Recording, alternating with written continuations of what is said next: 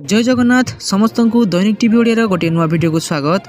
तो देश विदेश आरंभ करी किछि गुरुत्वपूर्ण खबर विषय रे चलंतु नजर पकाई नबा। तेणु आम वीडियो को शेष पर्यंत देखुथांतु। आम वीडियो भल लागिले आम वीडियो गोटे लाइक करी चैनल को सब्सक्राइब कर देबे एवं शेष रे आपण माने कमेंट माध्यम रे जणाइबा को भूलिबेनी आपण माने केउ जिल्ला रु आम वीडियो को देखुछंती। चलंतु नजर पकाई नबा संपूर्ण खबर उपरे। राज्य रे वर्षा को नेसला बड़ खबर। ओडिशा रे वर्षा सामान्य कमिथिबा बेले आज ठारू बढ़िपारे बोली भारतीय पाणीपाग विभाग आईएमडी पक्षर सूचना दिया जायछि। अगस्त 7 तारिख पर्यंत राज्य में प्रबल वर्षा सह बिजुली घड़घड़ी लगिपारे। ओडिशा रे अनेक जिले में बन्या परिस्थिति सृष्टि होता बेले लगाण वर्षा प्रभाव में स्थिति संगीन होबार आशंका रहुछि। सेपटे 7 दिनर व्यवधान पर दुर्बल हो स्पष्ट चिन्हित लघुचाप क्षेत्र में परिणत होइछि अवपात। वर्तमान दक्षिण पूर्व राजस्थान एवं तार पार्श्ववर्ती अंचल में केन्द्रीभूत हो रही पाणीपाग विभाग पक्षर सूचना दि जाइछि। राज्य में वर्षार परिमाण बढ़िपारे 3 तारिख में प्रबल वर्षा सह बिजुली घड़घड़ी 3 जिला केन्दुझर, सुंदरगढ़ और मयूरभंज को सतर्कता जारी करा जाइछि। चलो देखिए परवर्ती अपडेट कौन रही। ओडिशा को मिला 5000 कोटी टंकार मजूरी। मौसुमी वर्षा वित्पात देशर विभिन्न राज्य में बन्या परिस्थिति सृष्टि होइछि। ए परिस्थिति रे आवश्यक रिलीफ, उद्धार एवं पुनर्वास सहायता जोगाई देबा 2117 कोटी 85 लाख टंकार केंद्रीय सहायता मंजूरी करा जाइछि। एथर ओडिशा को द्वितीय किस्ती रे 500 कोटी टंका मिलिछि। यह राज्य गुड़िकर विपर्यय प्रशमन पांठि रे केंद्रीय अवदान भावे प्रदान करा। 7टी बन्या प्रभावित राज्यर विपर्यय प्रशमन पांठि प्रथम किस्ती केंद्रीय सहायता प्रदान करा जायथिया बेले हिमाचल प्रदेश, नागालैंड एवं ओडिशा को द्वितीय किस्ती अर्थराशि मंजूर करा जायछि। ओडिशा पई मंजूर होइथिबा सहायता राशिर परिमाण रहिछि 500 कोटी टंका। केंद्र गृह मंत्रालय पक्षरु एनै सूचना मध्ये दिया जायछि। चलो देखिए परवर्ती अपडेट कौन रही। सेपटे बन्या को नहीं मुख्यमंत्री को बड़ घोषणा।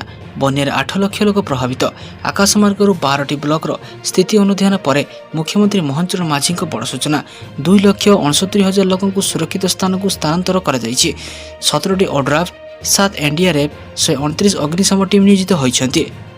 700टी आश्रयस्थल एवं रिलीफ कैंप्रे क्षतिग्रस्त लोक रहिबा, सुखिला एवं रंधा खाद्य व्यवस्था, पीवा पानी एवं डाक्तरी सेवार व्यवस्था करा जायछि।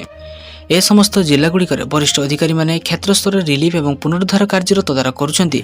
पानी छाड़ीबार 3 दिन भितर क्षयक्षति आकलन रिपोर्ट देबाकू जिलापाल मानक निर्देश दिया जायछि। आकलन पर तुरंत कृषि एवं घरभंगा इत्यादि क्षेत्र में सहायता पैकेज दिया बोली मुख्यमंत्री सूचना दैछन्ति। चलो देखिए परवर्ती अपडेट कौन रही। अगस्ट 1 ग्राहक मानक खुशी खबर, सस्ता है गैस सिलिंडर। चलो देखना संपूर्ण अपडेट कौन रही। तेल कंपनी गुड़िक लागू होता गैस सिलिंडर मूल्य को अपडेट करिसेंति। सर्वशेष सूचना अनुसार तेल कंपनी गुड़िक गैस सिलिंडर मूल्य 200 टंकार अधिक ह्रास करिसेंति।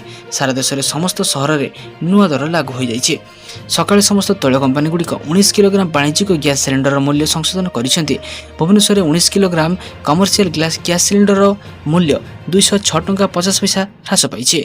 यह नुआ मूल्य 2908 टंका रही। कोलकाता रे वाणिज्यिक गैस मूल्य 209 टंका पर्यंत ह्रास पाइछि। जातीय राजधानी नुआ दिल्ली रे समान सिलिंडर 202 टंका सस्ता होइछि। गत मास अर्थात जुलाई मास तुलना रे तैल कंपनी गुड़िक वाणिज्यिक गैस सिलिंडर मूल्य दर ह्रास करिसेंति। शनिवार ठारू दिल्ली रे 19 किलोग्राम वाणिज्यिक गैस सिलिंडर नूतन मूल्य 2728 टंका धरा जाइछि। सेपरि कोलकाता रे सिलिंडर मूल्य 2872 टंका 50 पैसा रखा जाइछि। तेल कंपनी गुड़िक केवल 19 किलोग्राम वाणिज्यिक गैस सिलिंडर मूल्य ह्रास करिसेंति। घरे गैस सिलिंडर मूल्य अपरिवर्तित रही अर्थात 14 किलोग्राम सिलिंडर मूल्य अपरिवर्तित रहुछि। 14 किलोग्राम घरे गैस सिलिंडर मूल्य जून 7 तारिख स्थिर रही। ओडिशा भुवनेश्वर रे दर 968 टंका रही। नवा दिल्ली रे घरे सिलिंडर मूल्य 942 टंका रही। कोलकाता रे सामान्य सिलिंडर 968 टंका रही। मुंबई रे 941 टंका एवं चेन्नई रो मूल्य 957 टंका रही। चलो देखिए परवर्ती अपडेट कौन रही। मध्याह्न भोजन में मिल चिकेन बिरियानी। स्कूल पिला मानकु मध्याह्न भोजन में मिल चिकेन बिरियानी। पेट पूरा बिरियानी खाई पाठ पढ़े पिला। राज्यर सरकारी स्कूल गुड़िक पिलामानकु शिक्षा प्रति आकृष्ट करने एक नियारा पदक्षेप नहीं तमिलनाडु सरकार। तमिलनाडुर मुख्यमंत्री तथा साउथर सुपरस्टार थालापति विजय स्कूल पिलामानकर मध्याह्न भोजन पर चिकेन बिरियानी आयोजन करने को जाउछन्ति। पिलामानक मध्य पोषक और पुष्टिसार मात्रा वृद्धि करने और स्कूल प्रति आकृष्ट करने योजना प्रस्तुत कर सूचना देइछन्ति।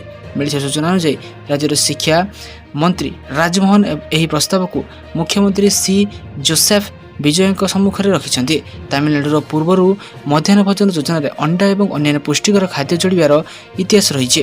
ସେହି ପରମ୍ପରାକୁ ବଜାୟ ରଖି ବର୍ତ୍ତମାନର ଡିଭିକେ ସରକାର ସ୍କୁଲ ପିଲାମାନଙ୍କର ମେନୁରେ ଚିକେନ ବିରିୟାନୀ ସାମିଲ କରି ଏକ ନୂଆ ଇତିହାସ ରଚିବାକୁ ପ୍ରସ୍ତୁତ ହେଉଛନ୍ତି। ଚାଲନ୍ତୁ ଦେଖିବା ପରବର୍ତ୍ତୀ ଅପଡେଟ୍ କ'ଣ ରହିଛି। ସେପଟେ ପିଏମ୍ କିଷାନ ଯୋଜନା ଟଙ୍କାକୁ ନେଇ ଆସିଲା ବଡ଼ ଖବର। ବର୍ତ୍ତମାନ ଏହାକୁ ନେଇ କେନ୍ଦ୍ର ସରକାର ବଡ଼ ଘୋଷଣା କରିଛନ୍ତି। ଆହୁରି 5 ବର୍ଷ ବୃଦ୍ଧି କରିଛନ୍ତି କେନ୍ଦ୍ର ସରକାର। ଆଗକୁ ଆହୁରି 5 ବର୍ଷ ପର୍ଯ୍ୟନ୍ତ ଏହି ଯୋଜନାର ଲାଭ ଉଠାଇ ପାରିବେ ଚାଷୀ। ଏହାଦ୍ୱାରା ଚାଷ କାର୍ଯ୍ୟରେ ଚାଷୀମାନଙ୍କୁ ବଡ଼ ଫାଇଦା ମିଳିବ। ଏହି କିସ୍ତି ଖୁବ୍ ଶୀଘ୍ର ଜାରି ହେବାକୁ ଘୋଷଣା ହୋଇଛି। ଅନେକ ଚାଷୀ ଏହାକୁ ସାମାନ୍ୟ କାମ ଭାବି ବିଳମ୍ବ କରୁଛନ୍ତି, କିନ୍ତୁ ବାୟୋମେଟ୍ରିକ୍ କିମ୍ବା ଆଧାର ଓଟିପି ମାଧ୍ୟମରେ ସତ୍ୟାପନ ନହେଲେ ସିଷ୍ଟମ ଆପଣଙ୍କର ଟଙ୍କା ପ୍ରଦାନକୁ ତୁରନ୍ତ ବନ୍ଦ କରିଦେବ। ଆପଣ ଯଦି ଚାହୁଁଛନ୍ତି ଯେ 2000 ଟଙ୍କା ବିନା ବାଧାରେ ଆପଣଙ୍କ ଖାତାକୁ ଆସୁ, ତେବେ ବିଳମ୍ବ ନକରି ନିକଟସ୍ଥ ଜନସେବା କେନ୍ଦ୍ରକୁ ଯାଆନ୍ତୁ କିମ୍ବା ପିଏମ୍ କିଷାନ ଅଫିସିଆଲ ମୋବାଇଲ ଆପ୍ ମାଧ୍ୟମରେ ଫେସ୍ ଭେରିଫିକେସନ୍ କରି ଇକେୱାଇସି ସମ୍ପୂର୍ଣ୍ଣ କରିନିଅନ୍ତୁ। ଏଥିପାଇଁ ଆପଣଙ୍କ ବ୍ୟାଙ୍କ ଖାତା ଆଧାର ସହ ଲିଙ୍କ ହେବା ଏବଂ ଡିବିଟି ସୁବିଧା ସକ୍ରିୟ ରହିବା ଅତ୍ୟନ୍ତ ଜରୁରୀ। ଯଦି ଆପଣଙ୍କ ବ୍ୟାଙ୍କ ଖାତା ଆଧାର ସହ ଲିଙ୍କ ହୋଇନାହିଁ କିମ୍ବା ଡିବିଟି ସକ୍ରିୟ ନାହିଁ, ତେବେ ବ୍ୟାଙ୍କ ଟ୍ରାନ୍ସଫର ବିଫଳ ହୋଇଯିବ। ଏହାଛଡ଼ା ଆବେଦନ ସମୟରେ ଯଦି ନାମ, ଆଧାର ନମ୍ବର କିମ୍ବା ବ୍ୟାଙ୍କ ଖାତାର ବିବରଣୀରେ ଯେକୌଣସି ଛୋଟ ଭୁଲ ଥାଏ, ତେବେ ମଧ୍ୟ କିସ୍ତି ଅଟକିଯିବ। ତେଣୁ ତୁରନ୍ତ ନିଜ ପାସବୁକ୍ ଏବଂ ଆଧାର କାର୍ଡ଼ ନେଇ ବ୍ୟାଙ୍କକୁ ଯାଆନ୍ତୁ ଏବଂ ଖାତାକୁ NPCI ସହ ଲିଙ୍କ କରାଇ ଡେବିଟି ସୁବିଧା ସକ୍ରିୟ କରାନ୍ତୁ। ନଚେତ ଆପଣଙ୍କୁ ପରବର୍ତ୍ତୀ କିସ୍ତି ମିଳିପାରିବ ନାହିଁ। ଚାଲନ୍ତୁ ଦେଖିବା ପରବର୍ତ୍ତୀ ଅପଡେଟ୍ କ'ଣ ରହିଛି। ରାଜଧାନୀରେ ଆବାସିକ ଅନୁମତି ଆଣି ବେଆଇନ ଭାବେ ବ୍ୟବସାୟ କାର୍ଯ୍ୟକଳାପ କରୁଥିବା ଘର ଏବଂ ଦୋକାନଗୁଡ଼ିକ ବିରୁଦ୍ଧରେ ଭୁବନେଶ୍ୱର ମହାନଗର ନିଗମ କଡ଼ା କାର୍ଯ୍ୟାନୁଷ୍ଠାନ ଗ୍ରହଣ କରିବାକୁ ଯାଉଛି। ବିଶେଷ କରି ନଗର ଉନ୍ନୟନ ବିଭାଗର ନିର୍ଦ୍ଦେଶ ଅନୁଯାୟୀ ମହାନଗର ନିଗମ ଏବଂ ସହରାଞ୍ଚଳଗୁଡ଼ିକରେ ଏହିପରି ବେଆଇନ ନିର୍ମାଣ କିମ୍ବା ବ୍ୟବସାୟ ବିରୁଦ୍ଧରେ ଦୃଢ଼ କାର୍ଯ୍ୟାନୁଷ୍ଠାନ ଗ୍ରହଣ କରିବାକୁ BMC ଜୋନାଲ ଟିମ୍ ଗଠନ କରି କାର୍ଯ୍ୟକୁ ତ୍ୱରାନ୍ୱିତ କରିଛି। ଆବାସିକ ଘର ପାଇଁ ଅନୁମତି ନ ଦେଇଥିଲେ ହେଲେ ଅଧିକ ଟଙ୍କା ଲୋଭରେ ସେଗୁଡ଼ିକ ବ୍ୟବସାୟିକ ପ୍ରତିଷ୍ଠାନରେ ପରିଣତ କରାଯାଇଛି। କେଉଁଠି ମୋବାଇଲ ଦୋକାନ ତ ଆଉ କେଉଁଠି ବୈଦ୍ୟୁତିକ ସାମଗ୍ରୀ ବିକ୍ରି ହେଉଥିବା ଦେଖିବାକୁ ମିଳିଛି। ରାଜଧାନୀରେ ଏଭଳି ବେଆଇନ ପ୍ରତିଷ୍ଠାନଗୁଡ଼ିକ ଚିହ୍ନଟ କରାଯାଇଥିବା ବେଳେ ଖୁବ୍ ଶୀଘ୍ର ସେଗୁଡ଼ିକ ଉପରେ BMC ଚଢ଼ାଇବ ବୁଲଡୋଜର। ରାଜଧାନୀ ଭୁବନେଶ୍ୱର ଶହୀଦନଗରରେ ରାସ୍ତାକୁ କବ୍ଜା କରି ରଖିଛି ବେଆଇନ ବ୍ୟବସାୟିକ ପ୍ରତିଷ୍ଠାନ। ପାର୍କିଂ କରିବାକୁ ଜାଗା ନଥିବା ବେଳେ ସନ୍ଧ୍ୟା ହେଲେ ଗାଡ଼ିଗୁଡ଼ିକ ଘଣ୍ଟା ଘଣ୍ଟା ଧରି ଅପେକ୍ଷା କରିବାକୁ ପଡ଼ୁଛି। ଚାଲନ୍ତୁ ଦେଖିବା ପରବର୍ତ୍ତୀ ଅପଡେଟ୍ କ'ଣ ରହିଛି। 3 ତାରିଖରେ ଓଡ଼ିଶା ଆସୁଛନ୍ତି ରାଷ୍ଟ୍ରପତି ଦ୍ରୌପଦୀ ମୁର୍ମୁ। ଅଗଷ୍ଟ 3ରୁ 5 ତାରିଖ ଯାଏଁ ଓଡ଼ିଶା ଗସ୍ତରେ ଆସୁଥିବା ବେଳେ ରାଷ୍ଟ୍ରପତିଙ୍କ ଭୁବନେଶ୍ୱର ଏବଂ କଟକରେ ରହିଛି ବିଭିନ୍ନ କାର୍ଯ୍ୟକ୍ରମ। 3 ତାରିଖରେ ସ୍ୱତନ୍ତ୍ର ବିମାନ ଯୋଗେ ଭୁବନେଶ୍ୱରରେ ପହଞ୍ଚିବେ ରାଷ୍ଟ୍ରପତି। ଏହାପରେ 4 ତାରିଖରେ ଭୁବନେଶ୍ୱର ରେଳ ଷ୍ଟେସନରୁ ଟ୍ରେନ୍ ଯୋଗେ ବ୍ରହ୍ମପୁର ଗସ୍ତ କରିବେ। ରାଷ୍ଟ୍ରପତିଙ୍କ ଗସ୍ତକୁ ନେଇ କମିଶନରେଟ୍ ପୋଲିସ ପକ୍ଷରୁ ବ୍ୟାପକ ସୁରକ୍ଷା ବ୍ୟବସ୍ଥା କରାଯାଇଛି। ଏୟାରପୋର୍ଟରୁ ରେଳ ଷ୍ଟେସନ ଏବଂ ରୁଟ୍ ପର୍ଯ୍ୟନ୍ତ ସବୁଠି ରହିବ କଡ଼ା ସୁରକ୍ଷା। ରୁଟ୍ ଏବଂ ଅନ୍ୟାନ୍ୟ ସୁରକ୍ଷା ବ୍ୟବସ୍ଥା ତଦାରଖ ପାଇଁ DSP ରାୟଙ୍କ ଅଧିକାରୀଙ୍କ ସହ SP ଏବଂ SP ରାୟଙ୍କ ଅଧିକାରୀମାନେ ନିୟୋଜିତ ରହିବେ। ସୁରକ୍ଷା ବ୍ୟବସ୍ଥାର ସମସ୍ତ ଦିଗକୁ ନଜର ରଖିବେ ବୋଲି ପୁଲିସ କମିଶନର ଦେବଦତ୍ତ ସିଂ ସୂଚନା ଦେଇଛନ୍ତି। ରାଷ୍ଟ୍ରପତିଙ୍କ ଗସ୍ତକୁ ସୁରୁଖୁରୁରେ ପରିଚାଳନା ପାଇଁ ପୋଲିସ ପକ୍ଷରୁ ସ୍ୱତନ୍ତ୍ର ପ୍ରସ୍ତୁତ କରାଯାଇଛି।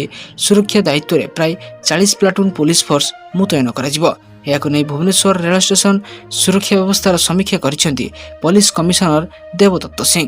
ଚାଲନ୍ତୁ ଦେଖିବା ପରବର୍ତ୍ତୀ ଅପଡେଟ୍ କ'ଣ ରହିଛି। ରାଜ୍ୟ କ୍ୟାବିନେଟ୍ରେ 6ଟି ବିଭାଗରେ 11ଟି ପ୍ରସ୍ତାବ ଉପରେ ବାଜିଲା ମୋହର। ମୁଖ୍ୟମନ୍ତ୍ରୀ ମୋହନ ଚରଣ ମାଝୀଙ୍କ ଅଧ୍ୟକ୍ଷତାରେ ରାଜ୍ୟ ମନ୍ତ୍ରୀ ପରିଷଦର 45ତମ କ୍ୟାବିନେଟ୍ ବୈଠକ ଅନୁଷ୍ଠିତ ହୋଇଯାଇଛି। ବୈଠକରେ 6ଟି ବିଭାଗ ସମ୍ବନ୍ଧୀୟ ମୋଟ 11ଟି ଗୁରୁତ୍ୱପୂର୍ଣ୍ଣ ପ୍ରସ୍ତାବ ଉପରେ ଆଲୋଚନା କରାଯାଇ ସେଗୁଡ଼ିକ ଅନୁମୋଦନ ଦିଆଯାଇଛି। ରାଜ୍ୟରେ ବିକାଶ, ପ୍ରଶାସନିକ କ୍ଷମତା ବୃଦ୍ଧି ଏବଂ ଜନସାଧାରଣଙ୍କୁ ଅଧିକ ସୁବିଧା ଯୋଗାଇବା ଲକ୍ଷ୍ୟରେ ଏହି ପ୍ରସ୍ତାବଗୁଡ଼ିକ କ୍ୟାବିନେଟ୍ରେ ସବୁଜ ସଂକେତ ଦିଆଯାଇଛି। ସମନ୍ୱିତ ଆନନ୍ଦପୁର ବ୍ୟାରେଜ୍ ପ୍ରକଳ୍ପ ଏହି ନୂତନ ବୃହତ୍ ଜଳସେଚନ ପ୍ରକଳ୍ପ, ଯେଉଁଥିରେ ବୈତରଣୀ ନଦୀ ଉପରେ ଆନନ୍ଦପୁର ବ୍ୟାରେଜ୍ ଏବଂ ଏହାର ବିତରଣ ପ୍ରଣାଳୀର ନିର୍ମାଣ ଦ୍ୱାରା କେନ୍ଦୁଝର ଏବଂ ବାଲେଶ୍ୱର ଜିଲ୍ଲାର 60,000 ହେକ୍ଟର ଚାଷ ଜମିକୁ ଜଳସେଚନ ସୁବିଧା ଯୋଗାଇ ଦିଆଯାଇପାରିବ ବୋଲି ଲକ୍ଷ୍ୟ ରଖାଯାଇଛି। ଏହି ପ୍ରକଳ୍ପ ଅନ୍ତର୍ଗତ ବ୍ୟାରେଜ୍ ନିର୍ମାଣ, ସାଳନ୍ଦୀ ନଦୀ ପ୍ରଣାଳୀରେ ସୁଦୃଢ଼ୀକରଣ କାର୍ଯ୍ୟ ଏବଂ ଉନ୍ମୁକ୍ତ କେନାଲ ପ୍ରଣାଳୀ ମାଧ୍ୟମରେ 3,000 ହେକ୍ଟର ଚାଷ ଜମିର ବିତରଣ ପ୍ରଣାଳୀ ସହ ସେଚାଞ୍ଚଳ ଉନ୍ନୟନ କାର୍ଯ୍ୟ ସମାପ୍ତ ହୋଇଯାଇଛି। ଜମି ଅଧିଗ୍ରହଣରେ ବିଳମ୍ବକୁ ଦୃଷ୍ଟିରେ ରଖି ଅବଶିଷ୍ଟ 57,000 ହେକ୍ଟର ଚାଷ ଜମିର ଜଳବଣ୍ଟନ ବ୍ୟବସ୍ଥାକୁ ଭୂତଳ ପାଇପଲାଇନ୍ ମାଧ୍ୟମରେ 9ଟି ପ୍ୟାକେଜରେ କରାଯିବାର ପ୍ରସ୍ତାବକୁ ଅନୁମୋଦନ ମଧ୍ୟ ମିଳିଯାଇଛି। ଚାଲନ୍ତୁ ଦେଖିବା ପରବର୍ତ୍ତୀ ଅପଡେଟ୍ କ'ଣ ରହିଛି। ଆଣ୍ଟି ପେପର ଲିକ୍ ସଂଶୋଧନ ବିଲ୍କୁ ରାଷ୍ଟ୍ରପତିଙ୍କ ମଞ୍ଜୁରୀ। ଆଣ୍ଟି ପେପର ଲିକ୍ ସଂଶୋଧନ ବିଲ୍ ଏହି ସପ୍ତାହରେ ଉଭୟ ଲୋକସଭା ଏବଂ ରାଜ୍ୟସଭାରେ ପାରିତ ହୋଇଛି। ରାଷ୍ଟ୍ରପତିଙ୍କ ସମ୍ମତି ସହିତ ଏହା ଏବେ ଆଇନରେ ପରିଣତ ହୋଇଛି। ନୂତନ ଆଇନ ଅନୁଯାୟୀ ପେପର ଲିକ୍ ପାଇଁ ଦାୟୀ ବ୍ୟକ୍ତିମାନେ 3 ମାସ ମଧ୍ୟରେ ଦଣ୍ଡ ପାଇବେ। ପେପର ଲିକ୍ ବିରୋଧୀ ଆଇନରେ ସଂଶୋଧନ ବିଲ୍ ରାଷ୍ଟ୍ରପତି ଅନୁମୋଦନ କରିଛନ୍ତି। ଫଳସ୍ୱରୂପ ଆଇନ ଅନୁଯାୟୀ ଦଣ୍ଡ ବ୍ୟବସ୍ଥା ଅଧିକ କଠୋର କରାଯାଇଛି। ନୂତନ ବ୍ୟବସ୍ଥା ଅନୁଯାୟୀ ପେପର ଲିକ୍ ମାମଲାରେ 3 ମାସ ମଧ୍ୟରେ ରାୟ ପ୍ରଦାନ କରାଯିବ। ଦୋଷୀମାନେ 10 ବର୍ଷ ପର୍ଯ୍ୟନ୍ତ ଜେଲ୍ ଦଣ୍ଡ ଏବଂ 10 କୋଟି ପର୍ଯ୍ୟନ୍ତ ଜରିମାନା ଦେବାକୁ ପଡ଼ିବ। ସଂଶୋଧନ ବିଲ୍ ଉପରେ ଭାଷଣ ଦେଇ କେନ୍ଦ୍ର ଶିକ୍ଷାମନ୍ତ୍ରୀ ପ୍ରହ୍ଲାଦ ଯୋଶୀ କହିଛନ୍ତି ଯେ ଏହି ବିଲ୍ ପେପର ଲିକ୍ ପଛରେ ଥିବା ସମଗ୍ର ନେଟୱାର୍କକୁ ଭାଙ୍ଗିବା ପାଇଁ ଲକ୍ଷ୍ୟ ରଖାଯାଇଛି। ଚାଲନ୍ତୁ ଦେଖିବା ପରବର୍ତ୍ତୀ ଅପଡେଟ୍ କ'ଣ ରହିଛି। ରାଜ୍ୟ ସରକାରଙ୍କ ହସ୍ତତନ୍ତ ବୟନଶିଳ୍ପ ଏବଂ ହସ୍ତଶିଳ୍ପ ବିଭାଗ ଅନ୍ତର୍ଗତ ରାଜ୍ୟ କଳା ଏବଂ ହସ୍ତଶିଳ୍ପ ବିକାଶ ଅନୁଷ୍ଠାନ SIDSCରେ 15ଟି ଅତିରିକ୍ତ ହସ୍ତଶିଳ୍ପ ପାଠ୍ୟକ୍ରମ ପ୍ରସ୍ତୁତି ଏବଂ ପ୍ରଶିକ୍ଷଣ ନିମନ୍ତେ ବୈଠକ ଅନୁଷ୍ଠିତ ହୋଇଯାଇଛି। ଏଥିରେ ବିଭାଗୀୟ ମନ୍ତ୍ରୀ ପ୍ରଦୀପ ବଳସାମନ୍ତଙ୍କ ଉପସ୍ଥିତିରେ କମିଶନର ତଥା ଶାସନ ସଚିବ ଗୁହାପୁନମ ତାପସ କୁମାରଙ୍କ ଅଧ୍ୟକ୍ଷତାରେ ଏହି ବୈଠକ ଅନୁଷ୍ଠିତ ହୋଇଯାଇଛି। ବୈଠକରେ ଓଡ଼ିଶା ପାରମ୍ପରିକ ହସ୍ତଶିଳ୍ପର ସଂରକ୍ଷଣ, ଦକ୍ଷ କାରିଗର ସୃଷ୍ଟି ଏବଂ ରୋଜଗାରମୁଖୀ କୌଶଳ ବିକାଶକୁ ଦୃଷ୍ଟିରେ ରଖି ରାଜ୍ୟ କଳା ଏବଂ ହସ୍ତଶିଳ୍ପ ବିକାଶ ଅନୁଷ୍ଠାନ ପକ୍ଷରୁ ପ୍ରଶିକ୍ଷଣ ପାଇଁ ଅତିରିକ୍ତ 15ଟି ହସ୍ତଶିଳ୍ପ ଚିହ୍ନଟ ଏବଂ ହସ୍ତଶିଳ୍ପଗୁଡ଼ିକ ପାଇଁ ଏକ ସୁସଂଗଠିତ ଏବଂ ମାନକ ଏବଂ ପ୍ରଶିକ୍ଷଣ ଢାଞ୍ଚା ପ୍ରସ୍ତୁତ କରାଯାଇଛି। ଏହି ଆଧାରରେ ଖୁବ୍ ଶୀଘ୍ର ପ୍ରଶିକ୍ଷଣ କାର୍ଯ୍ୟକ୍ରମ ଆରମ୍ଭ କରାଯିବ। ଚାଲନ୍ତୁ ଦେଖିବା ପରବର୍ତ୍ତୀ ଅପଡେଟ୍ କ'ଣ ରହିଛି। ରାକ୍ଷୀ ବନ୍ଧନ ପୂର୍ବରୁ ସରକାର ମହିଳାମାନଙ୍କ ପାଇଁ ଏକ ବଡ଼ ଘୋଷଣା କରିଛନ୍ତି। ମୁଖ୍ୟମନ୍ତ୍ରୀ ଏକ ବଡ଼ ଘୋଷଣା କରିଛନ୍ତି। ମୁଖ୍ୟମନ୍ତ୍ରୀ କହିଛନ୍ତି ଯେ କ୍ୟାବିନେଟ୍ ଦିଲ୍ଲୀ ଭଉଣୀମାନଙ୍କୁ ଦେଇଥିବା ପ୍ରତିଶ୍ରୁତି ପୂରଣ କରିଛି। ଲକ୍ଷ୍ମୀ ଯୋଜନା, ଯାହା ପ୍ରତି ମାସରେ 2500 ଟଙ୍କା ପ୍ରଦାନ କରାଯିବ ବୋଲି କୁହାଯାଉଥିଲା, ଏହାକୁ ଅନୁମୋଦନ କରାଯାଇଛି। ଏ ପୋର୍ଟାଲ ଅଗଷ୍ଟ 1ରେ ଆରମ୍ଭ ହୋଇଯାଇଛି। ଆମେ ରାକ୍ଷୀ ସମୟରେ ମହିଳାମାନଙ୍କୁ ସୁବିଧା ପ୍ରଦାନ କରିବାର ଆରମ୍ଭ କରିବୁ। ଦିଲ୍ଲୀ ମୁଖ୍ୟମନ୍ତ୍ରୀ ଏକ୍ସ ପୋଷ୍ଟରେ ସୂଚନା ଦେଇ କହିଛନ୍ତି, ଦିଲ୍ଲୀ ଲକ୍ଷ୍ମୀ ଯୋଜନା ପାଇଁ ପୋର୍ଟାଲ ଅଗଷ୍ଟ 1 ତାରିଖରୁ ଆରମ୍ଭ ହୋଇଯାଇଛି। ଯୋଗ୍ୟ ମହିଳାମାନେ ଆବେଦନ କରିପାରିବେ ଏବଂ ପ୍ରକ୍ରିୟାର ସମାପ୍ତ କରିବା ପରେ ରନ୍ଧନ ବନ୍ଧନରେ ମହିଳାମାନଙ୍କୁ 2500 ଟଙ୍କାର ପ୍ରଥମ କିସ୍ତି ଜାରି କରାଯିବ। ସେ ଆହୁରି କହିଛନ୍ତି ଯେ ମାସିକ ସହାୟତା ଜଣେ ମାଙ୍କ ଔଷଧ ଖର୍ଚ୍ଚ କରିପାରେ, ଝିଅଙ୍କ ଶିକ୍ଷାକୁ ତ୍ୱରାନ୍ୱିତ କରିପାରେ ଏବଂ ପରିବାରର ଦୈନନ୍ଦିନ ଖର୍ଚ୍ଚରେ ସାହାଯ୍ୟ କରିବ। ଏହା କେବଳ ଆର୍ଥିକ ସହାୟତା ନୁହେଁ, ଏହା ଦିଲ୍ଲୀର ଭଉଣୀମାନଙ୍କ ପାଇଁ ସମ୍ମାନ, ଆତ୍ମବିଶ୍ୱାସ ଏବଂ ଆତ୍ମନିର୍ଭରଶୀଳତାର ପ୍ରତିଜ୍ଞା। ଆମ ସରକାର ଦିଲ୍ଲୀକୁ ଦେଇଥିବା ଏକ ପ୍ରତିଶ୍ରୁତି ପୂରଣ କରିଛି। ସମସ୍ତ ଭଉଣୀଙ୍କୁ ଅନେକ ଅଭିନନ୍ଦନ। ତ ସାରାଦିନ ଉପରେ ବଛା ଏବଂ ଗୁରୁତ୍ୱପୂର୍ଣ୍ଣ ଖବର ଜାଣିବା ପାଇଁ ଆମ ଚ୍ୟାନେଲକୁ ସବସ୍କ୍ରାଇବ୍ ରଖନ୍ତୁ ଏବଂ ଆମ ଭିଡ଼ିଓ ଗୋଟେ ଲାଇକ୍ କରିଦିଅନ୍ତୁ। ଧନ୍ୟବାଦ।